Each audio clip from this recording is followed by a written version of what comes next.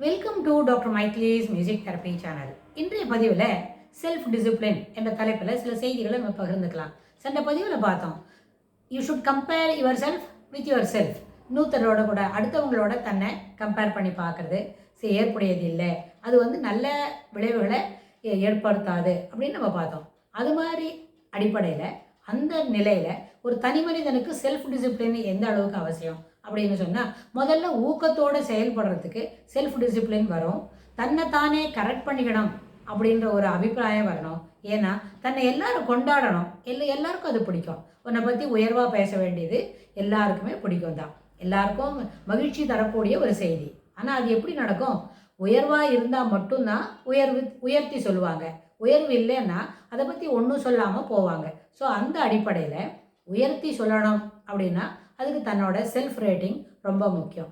Self directed thought, self introspection அப்படின்னு தான் எப்படி இருக்கோம்னு நம்மளை கேட்டுக்கலாம். அடுத்தது எப்படி இருக்கணும் கேட்டுக்கிறோம், எதெல்லாம் குறைபாடு உடையதோ அதை நம்ம உள்ளே உணர்ந்து அதெல்லாம் திருத்திக்கிறதுக்கு முயற்சி செய்யலாம். முதல் விஷயம்.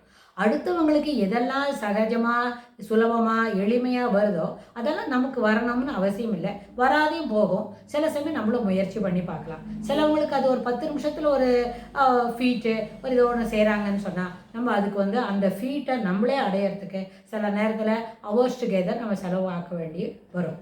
ஆனால் எல்லாத்துக்கும் மேலே என்ன ஒரு விஷயங்களை யோசித்துக்கிறோம், இது இன்ட்ராஸ்பெக்ஷன் பண்ணி பார்க்குறோம். செல்ஃப் டிசிப்ளின் சொன்னால் தனக்கு இருக்கிற குறைபாடுகளை திருத்திக்கணும்னு நினைக்கிறோம். ஆனால் இது எல்லாமே ஒன்றோடு ஒன்று தொடர்புடையது தான். அந்த செல்ஃப் எஸ்டீம்ன்ற அந்த வார்த்தைக்கு நம்ம என்ன பண்ணிக்கணும், அதுக்கு உயர்வு கொடுக்கணும்னா சிறப்பான பழக்க நடத்தைகளை மேற்கொள்ள வேண்டும். அது எப்போ இருக்கும்? சிறு வயது முதலே அதுபோல் பழக்கங்களை நம்ம வளர்த்துக்கணும். சிலவங்க ப்ரெசன்டேஜ் சினாரியோவில் எப்படி இருப்பாங்க, ஒரு விஷயத்தை புரிஞ்சுக்கணும் அப்படிங்கிறதுக்காக காது கொடுத்து கேட்கணும். எப்போவுமே வகுப்பறையாக இருந்தாலும் ஒரு அலுவலகமாக இருந்தாலும் இன்னும் ஹோம் ஃப்ரண்ட்டில் இருக்கிறதா இருந்தாலும் வேறு எந்த இடத்துல ஒரு கான்வர்சேஷன் இருந்தாலும் அந்த என்ன பேசுகிறாங்களோ அதை புரிந்து கொள்ள வேண்டும் என்ற அடிப்படையில் அந்த மனப்பான்மையில் அந்த கான்வர்சேஷனை நம்ம பங்கு பற்றிக்கணும். இன்ஸ்டன்ட் நம்ம ப்ரெசன்டேஜ் சினாரியோவில் நிறைய பிள்ளைங்க என்ன பண்ணுறாங்கன்னா அதுக்கு ஒரு பதில் சொல்லணும், அதுக்கு மட்டும்தான் அதை காது கொடுத்து வாங்குறாங்க.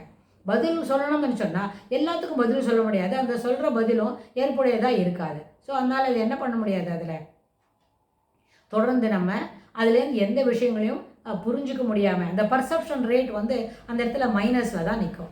You are enable to perceive what exactly is being conversed ஒன்று. அப்புறம் சில நேரத்தில் இன்னொரு டெக்னிக் என்ன சொன்னால், நம்மளுக்கு எவ்வளோ சாமர்த்தியமான இருக்கலாம், it is not related to aptitude you develop. நம்மளுக்கு நிறைய ஆப்டிடியூட்னா இதை செய்ய முடியும் அதை செய்ய முடியும் அதெல்லாம் செய்வோம் அப்படிலாம் இருக்கலாம். அந்த ஆப்டிடியூடெல்லாம் நம்மளோட டே டு டே ரொட்டீனுக்கு பயன்பாடு ஆகுமா, பயன்புடையதாக இருக்குதா அப்படின்னு பார்த்தா அது ஒரு கொஷின் மார்க்காக இருக்கும். Instead you develop the attitude to follow things. அதாவது அதை அணுக வேண்டும், அதை அணுகி செயல்பாடுடையதாக மாற்றணும்னு சொன்னால் அந்த ஆட்டிடியூட் இருந்தால் மட்டும்தான் நம்மளால் அந்த விஷயத்தில் அந்த நிகழ்வில் அந்த செய்தியில் நம்ம பரிமளிக்க முடியும். இல்லை போனால் அது என்ன செய்ய முடியாது, அதில் போதுமான அளவுக்கு நம்ம அதில் மிடுற முடியாது. அப்போது ஆப்டிடியூடை காட்டிலும் your attitude to approach things, your attitude to execute things, your attitude to exhibit your actions அப்படின்னு சொன்னால் இவை எல்லாமே பாசிட்டிவாக இருந்தால் அதுக்கு அது மட்டும்தான், அதுக்கு ஒரு கராலரியே சொல்ல முடியாது.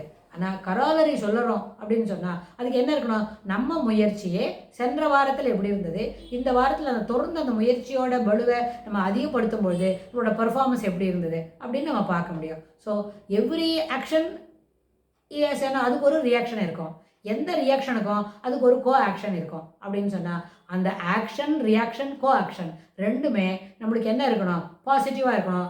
That should yield to go for self discipline அப்படி இருக்கணும். ஸோ அதுக்கு தகுந்தா போல் ஒரு வகுப்பறையாக இருந்தாலும் கல்லூரியில் இருக்கிற மாணவர்களுக்கு படிக்கக்கூடிய செய்திகளாக இருந்தாலும் ஒரு ஹோம் ஃப்ரண்ட்டில் இருக்கிற விஷயங்களாக இருந்தாலும் ஒரு அலுவலகத்தில் தொழிற்சாலைக்குள்ளே நடக்கக்கூடிய ஒரு விஷயமா இருந்தாலும் செல்ஃப் டிசிப்ளின் வரும்போதுன்னா அதுக்கு ஒரு ஆக்ஷன் ரியாக்ஷன் கோ ஆக்ஷன் மூணுமே ஒரே நேர்கோட்டில் இருக்கணும், செல்லக்கூடியதாக இருக்கணும். அப்படின்னா அவங்களோட பர்ஃபார்மன்ஸில் எப்போவுமே அந்த கிராஃப் எப்படி இருக்கும், ஒரு பாசிட்டிவ் ட்ரெண்டில் தான் போயிட்டுருக்கிறோம். So positive reactions will yield to positive self and discipline அப்படின்னு சொல்லி நம்ம புரிஞ்சுக்க முடியும். இதுக்கு தொடர்புடைய செய்திகளை வரப்போகிற பகுதிகளிலும் பார்க்கலாம். தேங்க்ஸ் ஃபார் வாட்சிங்.